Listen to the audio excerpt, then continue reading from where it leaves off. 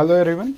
So guys, today we are going to discuss about Bohr's atomic model. Okay guys, ये जो chapter है इसमें हम लोग बोर्स एटॉमिक मॉडल की पूरा डिटेल देखेंगे कि कैसा टाइप का बोर्स एटॉमिक मॉडल है। इससे पहले जितने भी एटॉमिक मॉडल्स पढ़े हैं गाइस, उनके फेलियर का जो हम लोग फेलियर का सबसे बड़े रीज़न पढ़े थे, ठीक है। और इनके बाद भी बहुत सारे ऐसे मॉडल्स आएंगे, एक और मॉडल आएगा, ठीक है। उसके बाद ये जो एटॉमिक मॉडल है वो चैप्टर कंप्लीट ही हो जाएगा। ओके, देखो इसमें जो फर्स्ट पढ़ रहे हैं हम लोग एटॉमिक मॉडल्स, ठीक है, बोर्स एटॉमिक मॉडल्स का। तो उसमें पहला रूल पढ़ते हैं, देखो जैसे पहला स्लाइड है, the atom has a central massive core nucleus. Okay, मतलब क्या कि एटम जो होता है गाइस, ठीक है, वो एक सेंटर वाले पोर्शन में रहता है, जो एक क्या होता है भाई, मेसिव कोर्स होता है। यानी सेंटर के पोर्शन में जाओगे तो एक मेसिव कोर्स मिलेगा, जो बहुत ज़्यादा क्या होता है, मेसिव मतलब कोर हो, हार्ड कोर होता है, मतलब बहुत ज़्यादा सॉलिड पोर्शन होता है। Okay, where all the protons and neutrons are present, मतलब इस न्यूक्लियस के अंदर पॉजिटिव चार्जेस, ठीक है, और आपके न्यूट्रल चार्जेस की प्रेजेंसी होती है, मतलब आपके प्रोटॉन्स एंड न्यूट्रॉन्स की नंबर रहती है guys. Okay, the size of the nucleus is very small. भाई जो न्यूक्लियस का साइज़ है हम सबको पता है कि क्या होता है, बहुत ज़्यादा छोटा रहता है। सेकंड पॉइंट क्या बोलते हैं, देखो the electron in an atom revolve around the nucleus. ठीक है, लास्ट वाले क्लास में हम लोगों ने देखा था कि जो इलेक्ट्रॉन्स होते हैं ना, वो क्या करते हैं, न्यूक्लियस के अराउंड क्या करते हैं भाई, रिवॉल्विंग करता है, चक्कर लगाता है ऐसा। तो उस वाले केस में हम लोगों ने देखा था कि ये जो होता है ग्रेट अपना एनर्जी रिलीज़ करते जाता है और लास्ट में जाके फॉल डाउन हो जाता है, गिर जाता है। ठीक है, तो इसमें क्या अलग था, ये देखो in certain district orbit. Okay guys, यहाँ पे डिस्ट्रिक्ट ऑर्बिट लास्ट वाला क्लास अगर अटेंड किए होगे तो डिस्ट्रिक्ट ऑर्बिट का मतलब पता होगा। मतलब ये है कि जो न्यूक्लियस के अराउंडिंग जो होता है ना, ऑर्बिट्स क्या होते हैं, डिस्ट्रिक्ट यानी अलग अलग इंटीजर नंबर के अकॉर्डिंग क्या होते हैं, एक छोटे छोटे लेवल पे ऑर्बिट पे डिवाइड होता है, जिससे क्या होता है उनमें चार्जेस का डिस्ट्रीब्यूशन हो जाता है। ओके, और फॉल डाउन नहीं होता। Such orbit are known as stable orbit और नॉन रेडिएक्टिंग और स्टेशनरी ऑर्बिट। भाई याद रखना तीनों चीज़ का मतलब देखो, जैसे कोई इलेक्ट्रॉन्स है, ठीक है, जैसे न्यूक्लियस है, न्यूक्लियस के चारों तरफ क्या है भाई, बेसिकली ये न्यूक्लियस के चारों तरफ ऑर्बिट्स का लाइन है। और ये जो ऑर्बिट्स होते हैं, जो सेल्स होते हैं गाइस, हम सबको पता है कि जो ऑर्बिट है या सेल्स हैं, है ना, इनमें क्या है, जैसे कोई इलेक्ट्रॉन है, आउटर इलेक्ट्रॉन है, ठीक है, जिसको हम लोग वैलेंस इलेक्ट्रॉन बोलते हैं। और ये इलेक्ट्रॉन क्या है गाइस, फिक्स है, स्टेबल है अपने आप में। तो भाई ये जो सेल होगा, जैसे मैं बात कर लूँ हीलियम का, तो हीलियम में जैसे ये क्या होगा भाई, स्टेबल ऑर्बिट कहलाएगा उसका। नेक्स्ट, नॉन रेड्यूसिंग ऑर्बिट भी कहलाएगा। नॉन रेड्यूसिंग ऑर्बिट का मतलब होता है कि वो रेडिएटिंग नहीं करता, मतलब किसी के साथ रिएक्शन नहीं करता। स्टेशनरी ऑर्बिट होती है। ओके, तो ये सारी टर्म्स कंडीशंस पे बेस्ड होती है। जैसे कि ये है गाइस, देखो ये जो ऑर्बिट है वो स्टेबल भी है, नॉन रेड्यूसिंग भी है और स्टेशनरी ऑर्बिट भी कहलाता है। ओके गाइस, नेक्स्ट जो है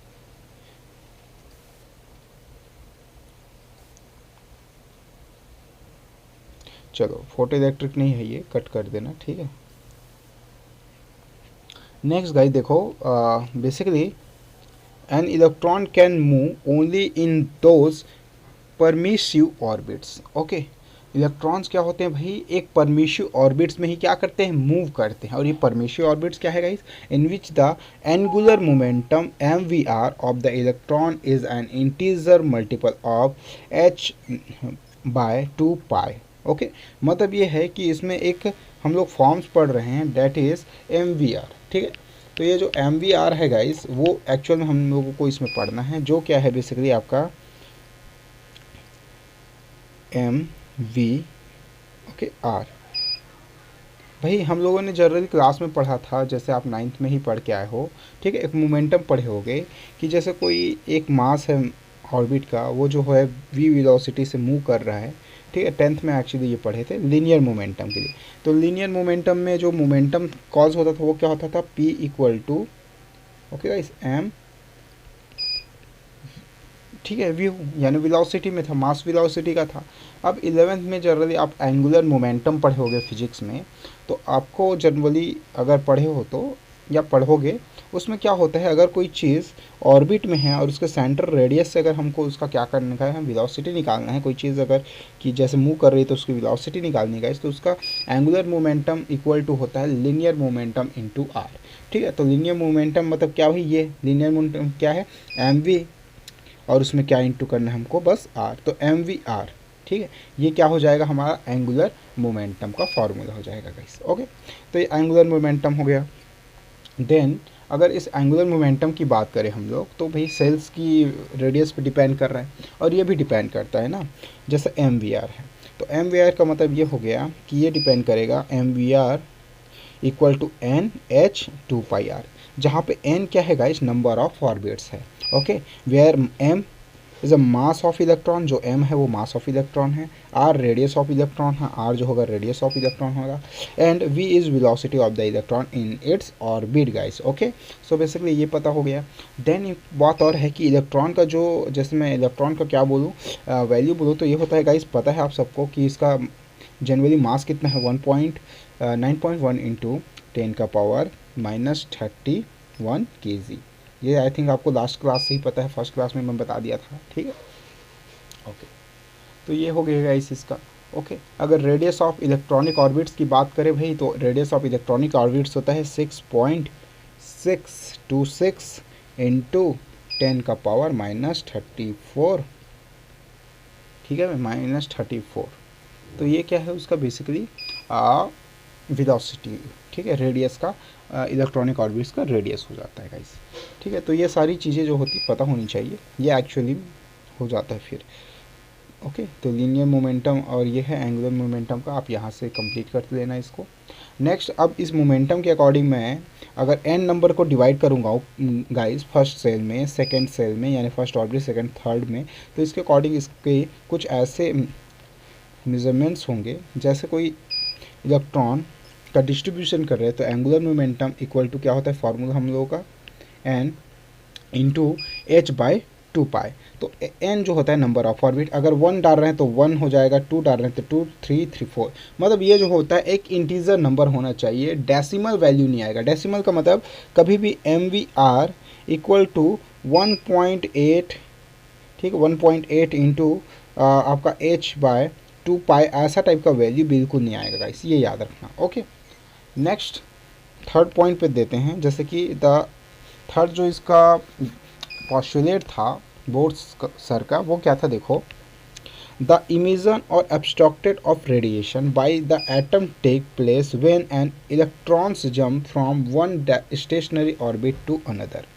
भाई इसका मतलब क्या है, देखो, इसका मतलब ये है गाइस कि अगर जैसे कोई चीज़ है, जैसे इलेक्ट्रॉन्स हैं, बात समझना, ठीक है, जैसे पर्टिकुलर यहाँ पे एक स्लाइड्स में बता रहा हूँ, जैसे ये है, ठीक है, यहाँ पे जैसे कोई इलेक्ट्रॉन है, यहाँ पे, यहाँ समझ गए, ओके, जैसे ये छोटा सा ऑर्बिट, इसमें न्यूक्लियस है, ये यहाँ पे इस न्यूक्लियस में क्या है, जैसे कोई छोटा सा इलेक्ट्रॉन है जो क्या है, एक स्टेबल कंडीशन में रहेगा। ओके, जैसे ये इलेक्ट्रॉन यहाँ पे है, एक स्टेबल कंडीशन में है, उसके बाद क्या है, एक और इलेक्ट्रॉन है, एक और ऑर्बिट है। अब क्या होता है, जैसे इलेक्ट्रॉन को अगर मैं एक्साइट करता हूँ तो उसको क्या देना पड़ेगा भाई, एनर्जी। ये एनर्जी अब्जॉर्ब करेगा और क्या होगा, एक्साइट होके ये वाले कंडीशन में ये दूसरे ऑर्बिट में जंप कर जाएगा, यानी इवोशनरी जो होता है बेसिकली स्टेशनरी ऑर्बिट में जंप कर जाता है, ठीक है, एक से दूसरे में। जब ये वापस रिटर्न होगा गाइस, तो उतने ही एनर्जी के साथ इसको क्या होना पड़ेगा, रिटर्न भी होना पड़ेगा, ठीक है, जिसके बेसिस पे क्या होती है, ये डिपेंड करती है। तो ये दोनों चीज़ें आपको अच्छे से पता होनी चाहिए, ठीक है, कि ये जो होता है एक्साइटेड हो जाता है, ठीक है। तो ये जो है वही बोला है, द इमिशन ऑफ एब्जॉर्बेड, ठीक है, इमिज करेगा या फिर एब्जॉर्ब करेगा radiation by the atom take place when an electron jumps from one stationary orbit to another stationary orbit. Okay guys, I think ये आपको क्लियर हो गया होगा। नेक्स्ट देखो, नेक्स्ट जो है गाइस वो है नेक्स्ट पोस्टुलेट में देखो, द रेडिएशन इज इमिटेड और एब्जॉर्बेड। अगर किसी भी कंडीशन में हम लोग क्या कर रहे हैं, रेडिएशन को इमिट कर रहे हैं या तो एब्जॉर्ब कर रहे हैं बाय अ सिंगल क्वांटम यानी फोटॉन्स। हमको पता है क्वांटम थ्योरी हम पढ़ चुके हैं पीछे, ठीक है, क्या होता है क्वांटम, जो बेसिकली एनर्जी का एक पैकेट होता है, ठीक है।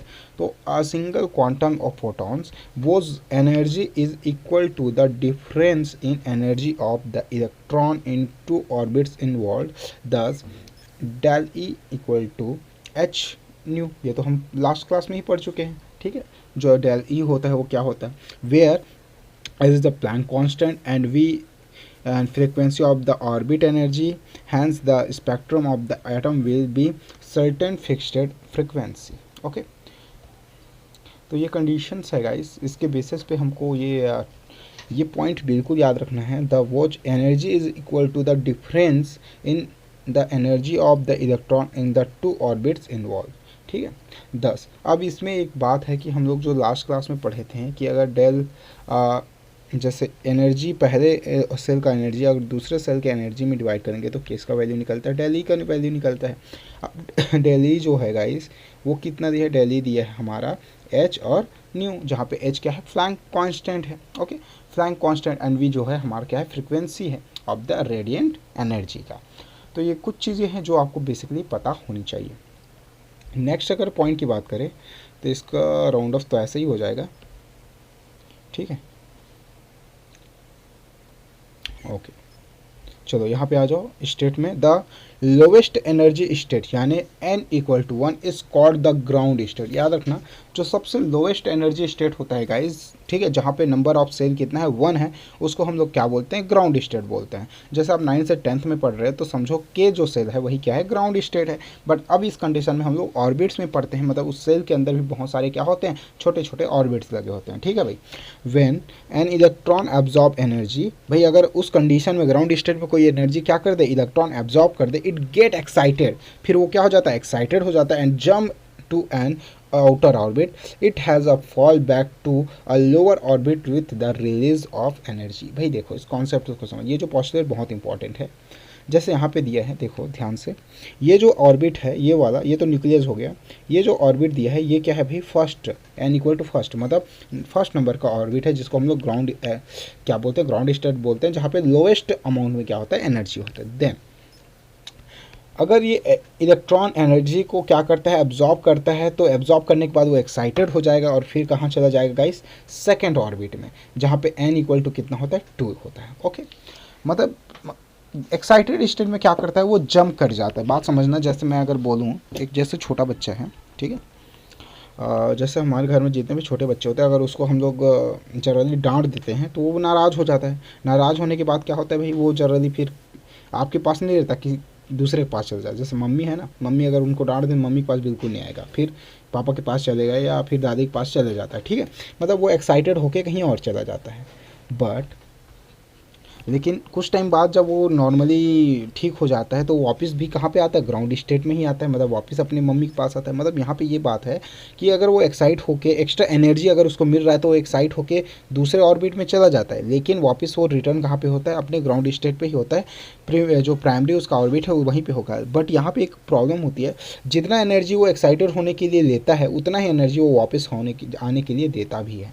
तो याद रखना, fall back to a lower orbit with the release of energy. अपना वो एनर्जी जो है उसको रिलीज करना ही पड़ता है. ठीक है, एनर्जी रिलीज किए बिना वो नीचे गिर नहीं सकता, फॉल डाउन नहीं हो सकता. ठीक है, फॉल बैक नहीं करेगा. ओके गाइस, तो यही है एक्साइटेड स्टेट का. ठीक है, एक्साइटेड और ग्राउंड स्टेट का. नेक्स्ट देखो, अब कुछ मैथमेटिकल जो काइनेमेटिकल इक्वेशंस हैं, ठीक है, कुछ डेरिवेशंस की बात करें गाइस, तो आपका जो बेसिकली केमिस्ट्री है उसमें ये सारे जो इतने भी अभी इक्वेशन बढ़ रहे हैं ये सारे, इनका डेरिवेशन का उतना इम्पोर्टेंट होता नहीं है, क्योंकि ये जो होता है ना ही ये CBSE में, नीट में, जी में किसी में नहीं पूछता. तो बेसिकली ये तो इतना इंपॉर्टेंट है नहीं. बस आपको याद रखना है कि इसके मैथमेटिकल इक्वेशन, न्यूमेरिकल क्वेश्चन कैसे सॉल्व होते हैं. ओके, हालांकि इसके डेरिवेशन नहीं पूछे जाएंगे, आप टेंशन मत लो उसका. ओके, तो रेडियस ऑफ एटम की बात करने का इस, तो यहाँ पे देखो radius of atom so of है. ठीक है, यहाँ पे जो n है उसका मतलब होता है गाइस ऑर्बिट नंबर. ठीक है, n क्या है, orbit number, number of orbit. And जे तो मैं पहले ही बता चुका हूँ, जो जेड है वो क्या है गाइस, वो है आपका एटॉमिक नंबर. तो यहाँ पे हम किसी पर्टिकुलर एटम का क्या निकालेंगे, उसका एटॉमिक नंबर देंगे. यहाँ पे उसका क्या देंगे, पर्टिकुलर एटॉमिक नंबर डालेंगे. ठीक, ऑर्बिट नंबर डालेंगे. देन जो रेडियस होगा एटम का वो हमको क्या हो जाएगा, मिल जाएगा. ओके, मतलब इसको मैं ऐसा लिख सकता हूँ, r equal to 0.5, okay 529 into कितना है भाई, इंटू कितना है, इंटू बेसिकली है n square divided by Z. Z मतलब समझते हो ना, नंबर ऑफ बेसिकली क्या है, एटॉमिक नंबर है। ये जो होगा वो एंगस्ट्रॉन में इसका वैल्यू आएगा गाइस, ये ए नहीं है, ये है एंगस्ट्रॉन। मतलब इसका जो भी वैल्यू आना है वो किस में आने वाला है, एंगस्ट्रॉन में। तो आप इसमें कंफ्यूज मत होइएगा। ये बेसिकली इसका जो वैल्यू आएगा, जो भी इसका रेडियस होगा वो बहुत छोटा होगा, ठीक है। वो जनरली 10 का पावर माइनस जो 10 मीटर में, यानी आपके एंगस्ट्रॉन के वैल्यू में आता है, ठीक है भाई। ओके, जैसे एक इक्वेशन ले लेते हैं, ठीक है। जैसे ये इक्वेशंस है, यहाँ पे देखो। जैसे अगर मैं बोला कि हाइड्रोजन एटम का हमको रेडियस निकालना है, ठीक है भाई। क्या निकालना है, हाइड्रोजन एटम का रेडियस। तो सबको पता है फॉर्मूला रेडियस के लिए आर एन निकलेगा, मतलब जो पर्टिकुलर जो ऑर्बिट्स है उसके लिए हम लोग क्या निकाल रहे हैं भाई, रेडियस निकाल रहे हैं। तो आर भाई सीधी सी बात, हाइड्रोजन का एटॉमिक नंबर क्या होता है, तो J equal to 1। J equal to 1 होगा गाइस। सबको पता है कि हाइड्रोजन में एक ही इलेक्ट्रॉन है, तो वो कहाँ पे जाएगा, फर्स्ट ऑर्बिट में जाएगा। तो यहाँ से ये पता चलेगा कि N इक्वल टू 1 होगा, Z इक्वल टू 1 होगा। वैल्यू पुट कर देंगे तो 0.25 इंटू 1 का स्क्वायर और 1 एंगस्ट्रॉन में आएगा, तो आर का वैल्यू जो आएगा जाएगा 0.529 एंगस्ट्रॉन आ जाएगा गाइस, ठीक है। तो ये इजीली आपको पता होना चाहिए, ठीक है। किसके लिए है ये जो रेडियस है, ये रेडियस उसके फर्स्ट ऑर्बिट के लिए। अगर बाई चांस वो एक्साइट होता है तो उसके सेकंड के लिए फिर उसका रेडियस यूज़ कर सकते हैं। ओके, नेक्स्ट बात कर लेते हैं guys. Next is velocity of electronic cell in और cell in a cell. Okay, electrons की बात कर रहे हैं, वेलोसिटी ऑफ इलेक्ट्रॉन्स की। तो कोई भी जो इलेक्ट्रॉन्स होता है उसकी वेलोसिटी कितनी होती है जब वो सेल में रिवॉल्विंग करता है, कितना स्पीड से वो एक सेल का बेसिकली रिवॉल्व कर रहा है उसके अराउंड। तो ये हमको पता होना चाहिए गाइस, बहुत इंपॉर्टेंट है, ठीक है। ये तो हम लोग को जो स्पेस साइंस है उसमें भी पता होता है कि अगर कोई जैसे हमारा अर्थ है वो सन के अराउंड कितना स्पीड से, कितनी वेलोसिटी से रिवॉल्विंग करता है ना। तो ये सारी टेक्नोलॉजीज़ हैं, बहुत इंपॉर्टेंट होता है, ये सब पता होना चाहिए। देखो, तो अगर मैं बात करूँ यहाँ से, तो यहाँ पे देखो बेसिकली हम लोग को पता है कि जो आपका वेलोसिटी है गाइस, वेलोसिटी, ठीक है। तो वी एन ले लेता हूँ मैं, जैसे कि वी एन, ठीक है। वेलोसिटी एक पर्टिकुलर ऑर्बिट्स के लिए ले रहे हैं, ठीक है, एक पर्टिकुलर सेल के ले रहे हैं, इलेक्ट्रॉन के लिए ले रहे हैं। तो वी एन इक्वल टू कितना है भाई, 2.188 इंटू 10 का पावर 6, ओके, इंटू क्या है गाइस, देखो बेसिकली आपका जेड दिया है, क्या दिया है, जेड। तो ये आपका जेड हो गया, यानी क्या है, यहाँ पे उल्टा दिया है, याद रखना। कन्फ्यूज़न यहीं पे होता है कि ये एन अपोजिट, ये एन बाई जेड नहीं, ये जेड बाई एन है।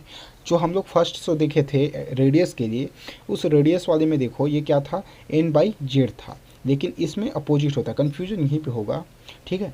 यहाँ पे ये चीज़ है जेड बाई एन, ठीक है। किस में आएगा, वेलोसिटी मीटर पर सेकंड में आएगा, यानी उसकी स्पीड पर मीटर सेकंड के हिसाब से चलेगी गाइस। जैसे अगर मैं हाइड्रोजन का ही बात करूँ, तो हाइड्रोजन के अकॉर्डिंग अगर हम बात करें तो हाइड्रोजन में कुछ ऐसा आ जाएगा गाइस। देखो, जैसे हाइड्रोजन एटम है तो उसकी इलेक्ट्रॉन्स क्या होगी भाई, फर्स्ट ऑर्बिट में होगा। तो फर्स्ट ऑर्बिट के अकॉर्डिंग उसका क्या निकाल देते हैं हम लोग, ऑर्बिट नंबर डाल देते हैं। ऑर्बिट नंबर 1 हो जाएगा, एटॉमिक नंबर जो होगा और वो भी 1 हो जाएगा। दोनों को जब इंक्लूड करोगे तो उसका जो रेडियस होगा वो क्या हो जाएगा गाइस, वेलोसिटी 2.188 इंटू 10 का पावर 6 मीटर पर सेकेंड की स्पीड से वो क्या करेगा, वो अपने ऑर्बिट के अकॉर्डिंग, न्यूक्लियस के अकॉर्डिंग क्या करेगा गाइस, रिवॉल्विंग करेगा। ओके, तो ये किसके लिए है, बेसिकली हाइड्रोजन। वैसे आप हीलियम के लिए, पोटेशियम के लिए, सबके लिए अलग अलग इसका वेलोसिटी निकाल सकते हो। देन गाइस अब बात कर लेते हैं हम लोग फार्मूले की, कितना फार्मूला हम लोग पढ़ लिए, तो यहाँ पे आ जाओ, ठीक। कुछ फार्मूलेस की बात कर लेते हैं। अगर मैं बात करूँ गाइस, तो यहाँ पे हम लोगों ने बेसिकली ये 5 फार्मूलेस देखे हैं, ठीक है। पहला फार्मूला जो था वो रेडियस के लिए, फिर वेलोसिटी के लिए, ठीक है। फिर एक थर्ड फार्मूला हो जाता है, जैसे कि मैं यहाँ पे थर्ड बता देता हूँ आपको। ये third formula, calculation of energy of an electron. किसी भी इलेक्ट्रॉन्स की जो एनर्जी होती है गाइस, उसको फाइंड आउट करने के लिए एक फार्मूला यूज़ करते हैं। यहाँ से बहुत सारे फार्मूलाज हैं, ठीक है। यानी आपका total energy equal to kinetic energy plus potential energy का एक फार्मूला पुट ऑफ होता है। तो इसका काइनेमेटिकल तो इंपॉर्टेंट नहीं है, डेरिवेटिव्स नहीं करना है हमको न्यूमेरिकल्स के लिए एक फार्मूला चाहिए। तो आपको गाइस याद रखना, आप बस ये वाला फार्मूला याद रखो, बाकी आपको सब हो जाएगा।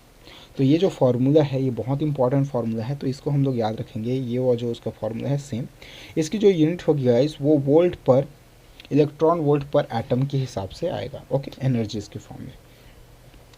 तो इसके अकॉर्डिंग हमारे जो फार्मूलेज हैं गाइस वो डिस्कस कर लेते हैं। तो हमारा जो फार्मूलाज है, टोटल फार्मूला वो 5 हो जाएगा। पहला जो है बेसिकली हम लोगों ने देखा रेडियस के लिए है, दूसरा जो है वो बेसिकली वेलोसिटी के लिए, तीसरा जो है वो एनर्जी ऑफ इलेक्ट्रॉन्स के लिए है, ठीक है। और जो फोर्थ है वो है MVR, यानी हमारा बेसिकली क्या था गाइस, ये हमारा एंगुलर मोमेंटम के लिए था, ठीक है।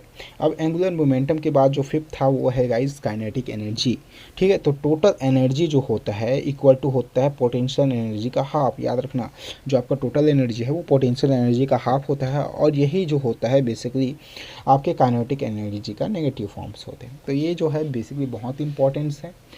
तो ये 5 फार्मूलाज अगर आपको पता है तो आपको बेसिकली इस चैप्टर से, इस पूरे यूनिट से बहुत ही ज़्यादा इंपॉर्टेंट क्वेश्चन सॉल्व होने वाले हैं। ओके चलो, कुछ एग्जांपल्स है गाइस जिसके बेसिस पे हमको सॉल्व करने हैं, ठीक है। आप पॉज कर लो इसको और पॉज करके एक बार सॉल्व करके देखो कि ये सॉल्व होता है कि नहीं, अदरवाइज आंसर तो मैं दे दूंगा इसका।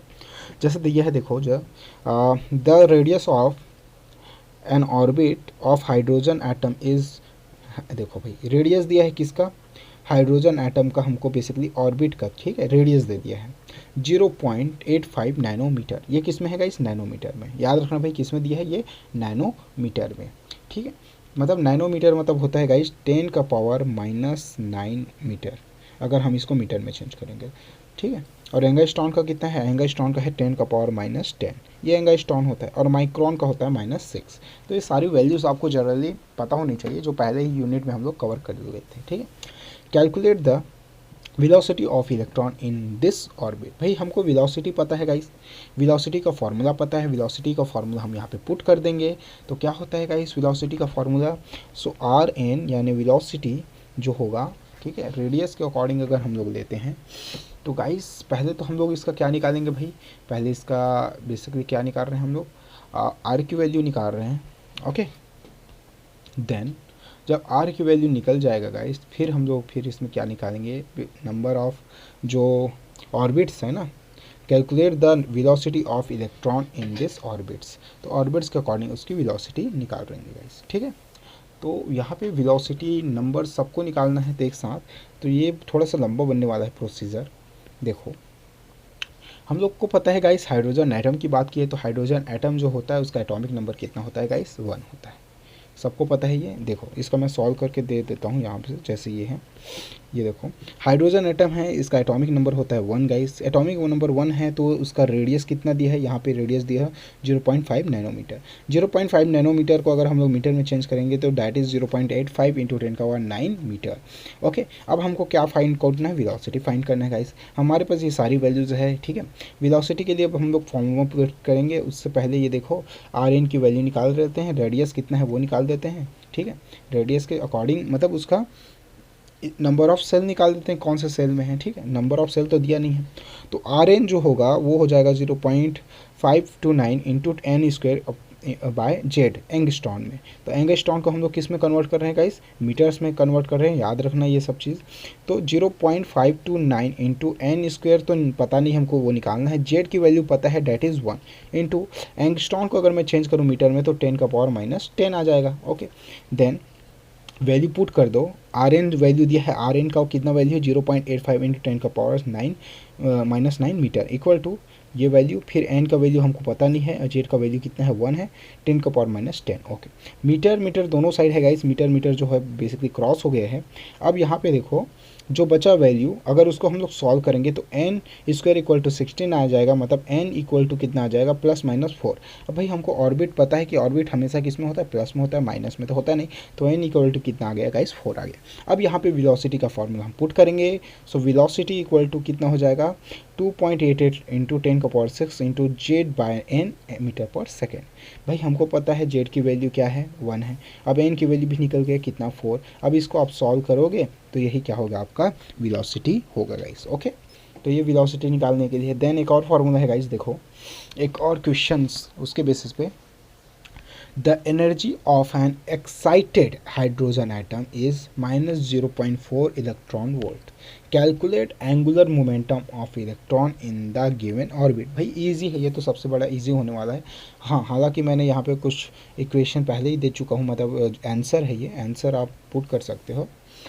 तो हमको इसमें अब कुछ ज़्यादा कुछ खास नहीं है, आपको जनरली ये समझना होगा कि ये एक्चुअल में बोल क्या रहे हैं।